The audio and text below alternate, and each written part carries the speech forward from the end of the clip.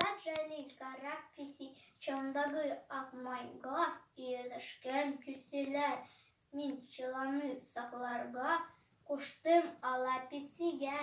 Мяу-мяу пискем, бар чезін қар чыланға.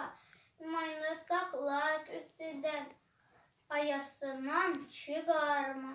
Pisi körgeç küселер kuyrukların kıstılar.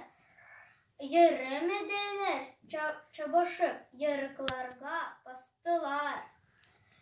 Miau miau pisken, kulak saldım sözüme.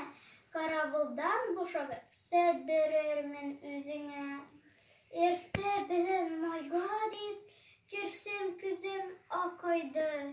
Yavuz pisi bir yüze, yalt ettirgen akmayını.